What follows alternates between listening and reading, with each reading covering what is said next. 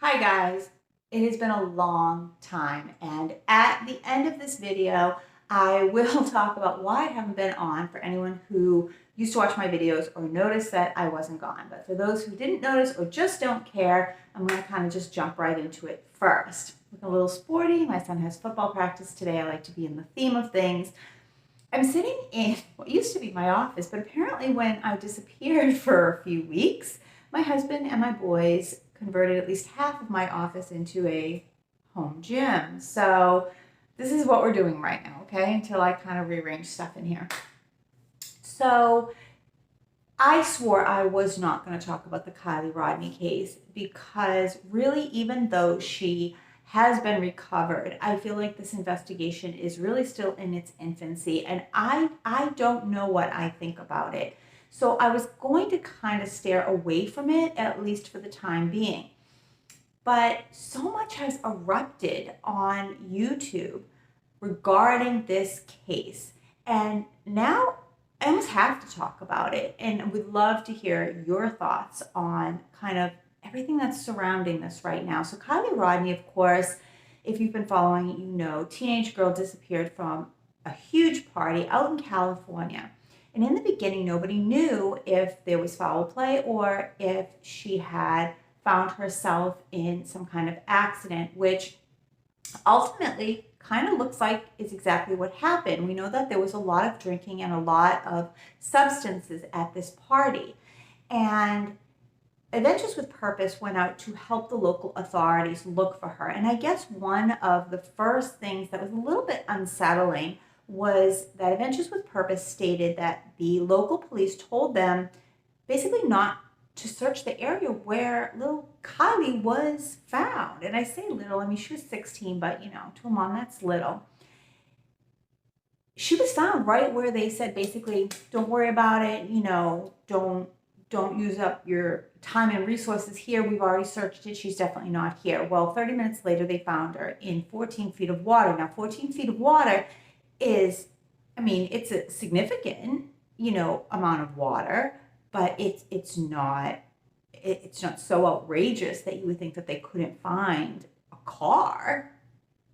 But around this point in time, people started to kind of discuss, you know, do we think it's as simple as she had too many drinks and or substances, took a wrong turn, and sadly found herself in this body of water? Or is there something more sinister going on and she was put in the water? And, you know, there's a lot of discussion. I mean, you can go to any channel discussing the case, go to the comments.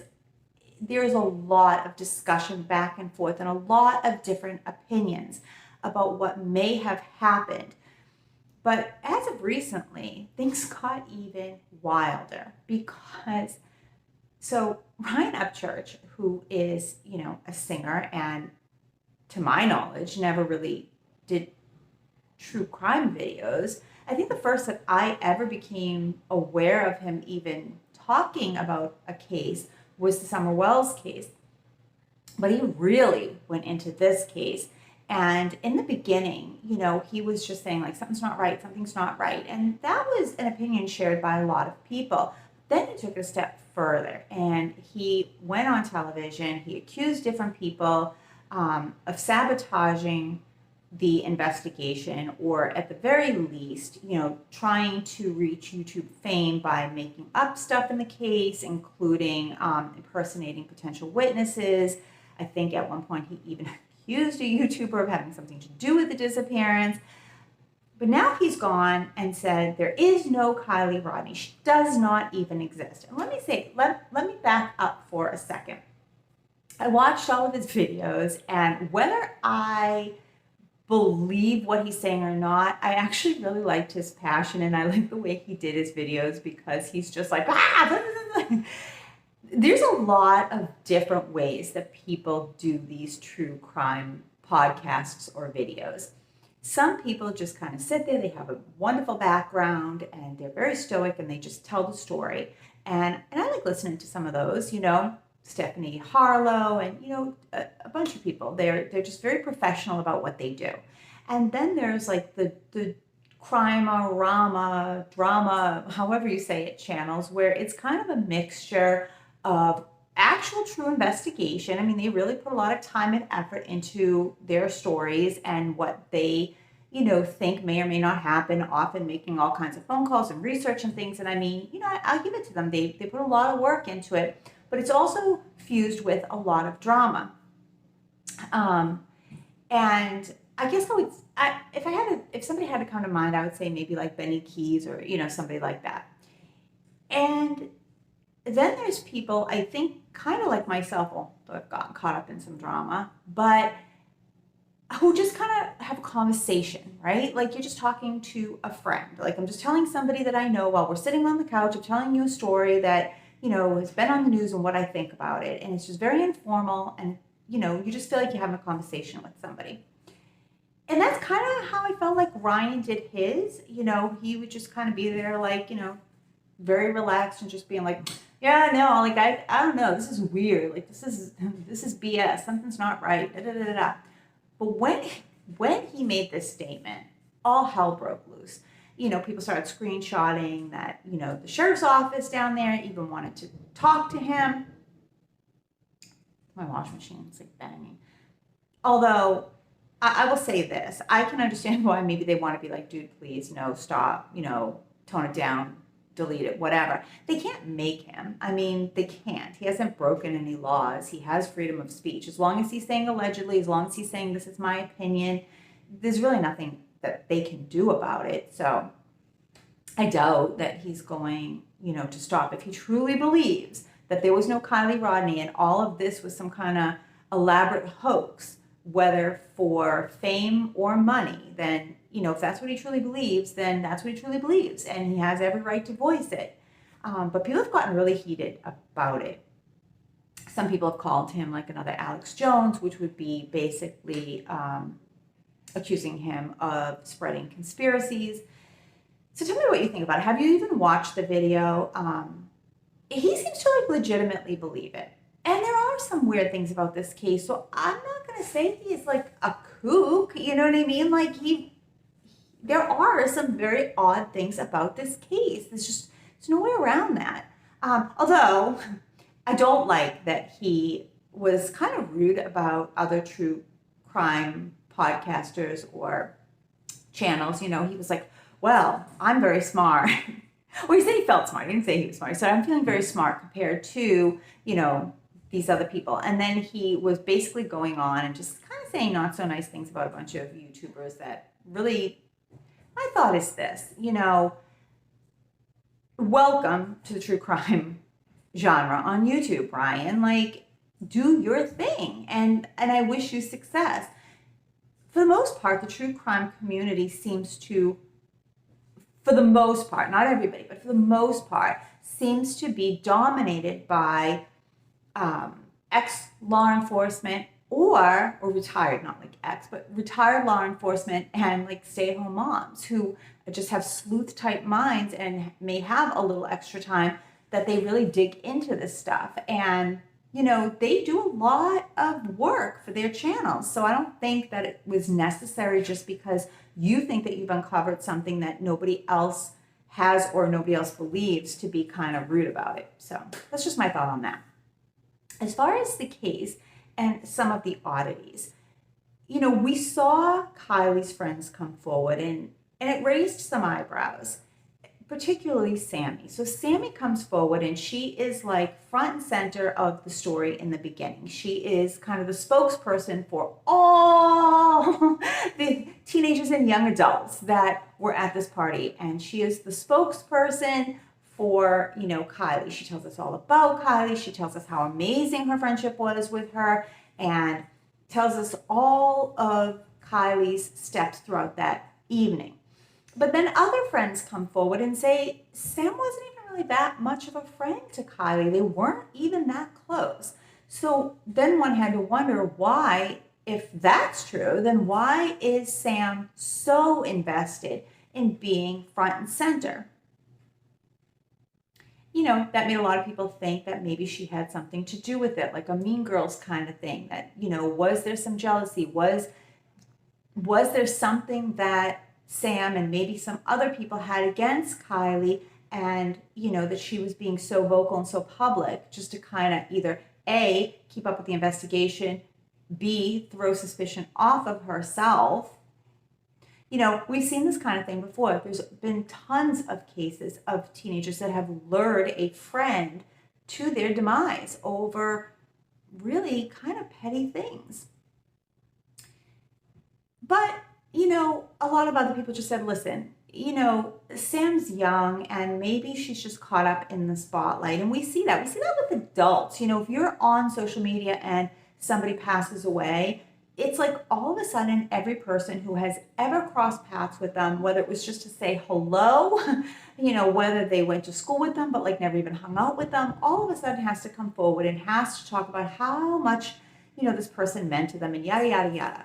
That's something that people tend to do. So being that Sam is so young, that would make sense if she was just, caught up. Then she goes silent, and then people are like, whoa. So she was so out there publicly, and now all of a sudden, Kiely is found, and Sam is nowhere to be found on social media. Well, look, I think when she was found, it's obvious that there's going to be an investigation, and maybe her parents were like, Sam, please rein it in. Like, you do not need to put yourself in the middle of all of this, because people are starting to point fingers at you, and people are being very unkind on social media. It could be as simple as her parents were like, no, knock it off, delete your social media, you're going ghost for a while. One of the things I found very strange was they talk about this party having upwards to 200 to 300 attendees, and most of them teenagers and or, young adults, maybe in their 20s. I have a teenager, and one thing that, we see with the young people today is they live their life on social media. There is no cares at all to what they put out there, what they say, how they act on social media. They don't seem to have any kind of sense of what they put out there cannot really be taken back. I find it impossible that this party with this many young people took place and social media is not saturated with videos and pictures. Now, I get a lot of them might have decided not to post things once they realized that Kiely went missing because they just didn't want to be connected to the story, or maybe their parents told them not to, or whatever. But you can't get 200, 300 young adults to have that kind of logical thinking. Let me distance myself, or to listen to adults. I mean, I just am shocked by the lack of pictures and videos of this party. I mean, my God, there's a case going on Law and Crime Network right now where there was this bunch of young people who did a drive-by shooting while they were on Facebook Live. Young people live their life on social media. Well, a lot of us do at this point. The blogs and, the family channels and all of this. Like, so many people do it, but the young people really do it, and they have no discretion at what they post. They will post things that you're just like, dude, no. You know what I mean? Like, you can't take that back. Please take that down. It happened to my own son. He had gotten into it with another boy at school, and then I got a call from the school saying something that my son had posted on Instagram, and it was nothing terrible, but because it was in relation to that instance at school, they were just like, oh, hey, just, letting you be aware that this is, what was posted. I mean, they don't care. They live in the moment and they post. So when you think that night at the party, I can picture the party in my head. Like, they would have had their phones out the whole night, just like selfie, selfie, and video, and going live and all of that. Where are these videos? Where are these pictures? I don't understand. Even if you want to say, well, maybe law enforcement confiscated all of them, and maybe they do exist, but law enforcement has them all. I mean, this was from the time of the party to the time that we knew that Kiely was missing and they were trying to find out who was even in attendance of this party, that stuff should have already been everywhere, screenshotted, available, all over the place. It's like nothing. It's like a couple of pictures and you really can't even see who's in them. Most of them have their back to the camera. That weird picture that also has people talking where there's like a crowd and it almost looks like they're all looking at something. You see multiple people in that picture actually straining their neck to look at something. Now, some people have said it was possibly one of these fights that Sam told us about, because apparently at these parties, people fight for fun, like boxing matches or something. I went to a lot of parties when I was a teenager, and people sometimes had some drinks and got in a fight, but I never really heard of recreational boxing matches at parties, but I don't know, I guess that's a thing. Somebody told me, no, that's a thing. A lot of young people, they have like slap boxing matches or real okay. But then where's all the videos of those? Because surely whoever was winning all of these little fights would have been posting it, right? Or their friends would have been posting it. But that one picture was a little bit strange. So were they just looking at a fight? Then people came forward and said, look into the background of the picture. You can almost see headlights. Was that Kiely's car plunging into the water? Was that what they were all staring at? Did they all freak out? Because then we hear there's a max exodus, they're calling it. Everybody, or an astronomical amount of people, all leave the party at 12:30. Weird. When people leave parties, nobody just all gets up and leaves at the exact same time. And I don't care what kind of party. I don't care if it's like your office Christmas party or like a big teen bash in the woods.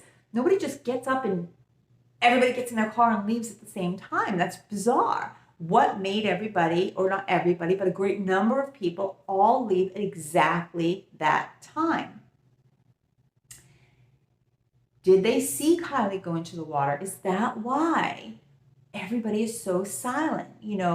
Were they so scared at that time that in the moment they made a rash, horrific decision to just leave, and then they felt like they couldn't take it back? We've talked about that in true crime videos over and over and over. That one moment, that one decision, that once it happens, people feel like they can't take it back, and then the snowball effect, the lies, the cover-ups, and all of that, when they may not have even really done anything wrong to start with, but they made a bad decision that they felt like that they couldn't undo. Is that what happened? They saw it and they're like, holy heck, we're drinking, we're doing substances. I gotta get out of here. I'm gonna get in trouble. I'm gonna get in trouble by the police. I'm gonna get in trouble by my parents. Some talk about how a lot of them were going off to college. Maybe they felt like if this became a story, if it was on, the news, they weren't going to get into college. Like, who knows?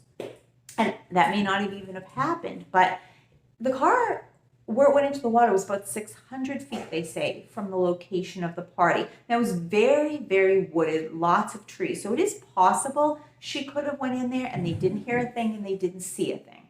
But it was also possible that they did see it. And that would kind of explain the weirdness about this whole night, why we're not hearing. 200-300 people is a lot of people. You're telling me nobody is going to come forward and say, this is eating me alive, this is what I know, you know what I mean? Like, unless they really just don't know anything. Maybe the girl really just was intoxicated, and tragic as it is, she drove the wrong way and she plummeted into the water. It has happened before. People have been missing for years upon years upon years, only to find out that they were at the bottom of a lake. I think this story really is unsettling for a lot of people because it scares us when we have teenagers to think about the decisions that they might make and the very tragic consequences that those decisions can have. And I think that we go into a bubble of denial, right, when we're parents. Good kids do this and bad kids do this, and there's no gray area. Well, come on now. That's not true. Good kids party. Good kids drink. Good kids make poor decisions. And that doesn't mean they're not good kids. That means that they are teenagers and they have made some poor decisions. But most of them will live to tell it. and they will grow up, and we've all done it. Oh my gosh, when I was 16, da da da da happened. I can't even believe I did that, or I can't even believe I'm still here today after doing that. Is Kiely just a 16-year-old girl who was at a party and made some poor choices and paid the ultimate price? And is that just really hard for us as parents to swallow, because it scares us. It scares us. It scares me. This case made me have that conversation with my own teenager. Listen, if you are at a party, if you are doing things that of course I don't condone and I don't want you to do, but if a friend is doing these things, do not leave them behind. Do not leave a friend behind who has been intoxicated or under the influence, because you don't know what can happen.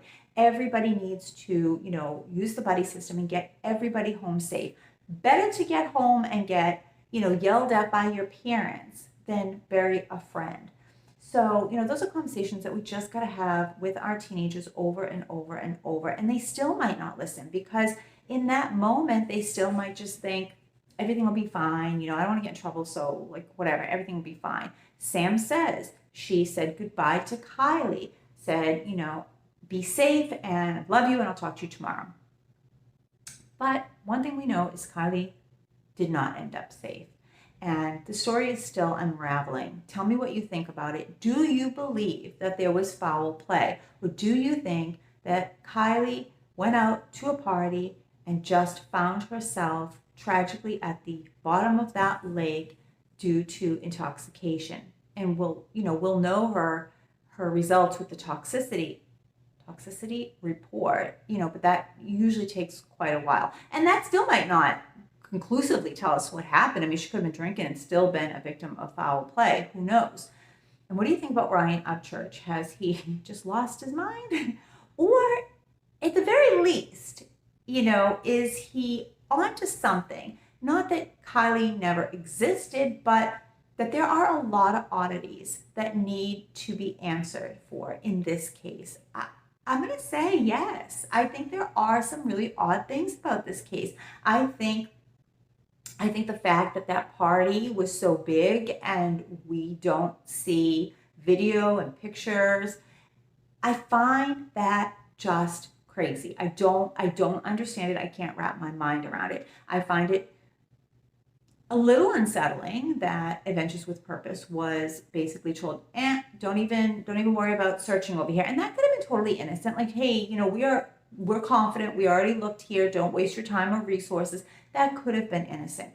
But of course, that is exactly where she was found. And so you can't help but feel a little weirded out by it. Tell me what you think about all of the things. We know that Kiely was found in the back seat. That's probably nothing, because she could have been scrambling to try to get out of the car. But, law enforcement hasn't answered to the rumors that she was seatbelted in there, and I don't even know where that rumor even originated from. I don't know if it has any basis at all. We just need to wait and see. I don't know that it came from a real reputable source, so we'll just have to see. And then there was this other woman who wrote on the sheriff's comments online, and she asked if a car had been there. I think it'd be a BMW with really dark tinted windows, and the police were basically like, where did you hear this from, or something to that effect. And then she's like, I'm gonna call you. Then we heard nothing else. So what does it mean? Why'd you ask that? Who drives the BMW, and why do you care if they were there? What does that even mean? So I don't know, just a lot of weird things that I, for one, would love answers to. I know that you would too. We'll be watching the case very closely. I will see you soon. Tell me what you think of Ryan Upchurch. I don't know. I like his passion. Doesn't matter if you believe his theory or not, because that's all that most of us are doing anyway, is, giving our theories. So I don't care that, his theory isn't something I might necessarily believe. I love his passion, but I think he needs to pull back a little bit on, throwing shade on other YouTubers because, you know, most of us are all reporting on the same stories. We just have different opinions about it. So no need to be so, you know, nasty about it, right? I will talk to you soon. And so here's the end of the video. So why have I not been on? Well, so life happened, right? Because it just does. I have a teenage son, so I spend most of my time just trying to keep him alive. And I have a middle child who plays football like literally every day of the week. I'm in Florida, so it rains out a lot of his practices, and then they have to reschedule, and then his games are on Saturday, and it monopolizes my entire life. School started again, so there's like homework and, you know, dinner, and a sports mom means that, you know, you're cooking dinner at 4 p.m. or like 10 o'clock at night. There's no in between. My littlest one is 6. He is adorable. He's the cutest little chubbiest thing, and I just like bite his face all day, but he's like a maniac, so that keeps me really busy. Life just happened, and I got sidetracked, and I also was focusing a lot on, you know, my paranormal research, which is what I do besides true crime, and I do have some of those videos obviously out there. And I was doing some stuff with that and just trying to focus on some things that I needed to do. And then my middle son, one day, I'm like ranting about the Kiely Rodni case, and he's like, "So, Mom, you haven't posted in like quite a while." He's like, "Really, you should post." And I was thinking, well, my son is so supportive. And then I was thinking, oh my gosh, no, he's not. He just knows that if I'm not telling you, then I'm just going to sit and tell them all day, you know, and they don't want to hear me. So that's why he wants me to post. But it did actually light the fire under me. So either way, I guess it was good. So that's it. It was no, you know, bomb that I was dropping, like, you know, something big that happened. It was just life. And I get sidetracked really easily. I'm either like all in and I'll like post every day or multiple times a day, or like you just won't see me for, you know, like 6 weeks. It's just who I am. It's what I do. So I will talk to you soon.